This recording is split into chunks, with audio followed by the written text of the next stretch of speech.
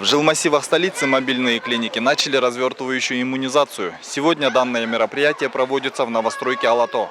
Вакцинация, приостановленная из-за пандемии COVID-19, продолжается в жилых массивах. На этот раз проводится в жилмассиве Алато. Организаторами выступили городское управление здравоохранения и Национальный центр иммунопрофилактики. Здесь не только вакцинируются граждане, но и бесплатно предоставляются дополнительные лабораторные услуги. Цель мобильной клиники – проводить иммунологическую работу, вакцинацию согласно 718 приказа Министерства здравоохранения, а также в мобильной клинике существует еще лабораторная диагностика для диагностики вирусного гепатита.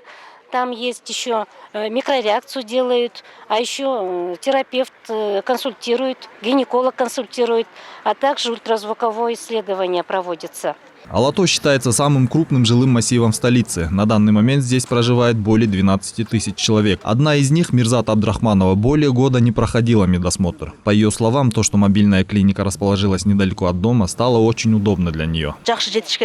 Мобильная клиника очень удобна для нас, особенно для тех, кто работает. Мы очень благодарны организаторам данного мероприятия. Я вот уже обследовалась, зашла к гинекологу и сдала анализы. 4 анализа за 20 минут. Это отлично.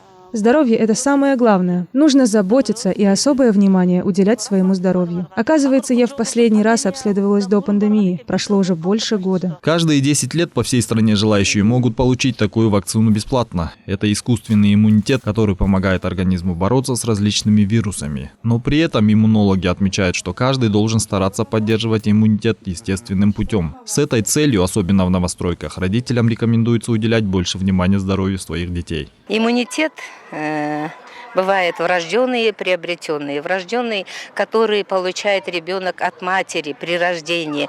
Если мама переболевшая или вакцинированные, которые получали все вакцинацию, у них хороший иммунитет. И дети от матерей получают. Но это, конечно, до 6 месяцев. После 6 месяцев это недостаточно. Поэтому мы начинаем, чтобы появился иммунитет на все вакциноуправляемые инфекции. Начинаем с рождения, с роддома, потом уже в поликлинике по календарю Кыргызской республики. По словам медиков, количество людей, посещающих мобильные клиники, растет. Среди них много случаев, перенесших COVID-19. Из-за этого даются рецепты повышения иммунитета. Напомним, подобная мобильная клиника проводится по инициативе Всемирной организации здравоохранения. Подобное мероприятие проводится во многих странах мира.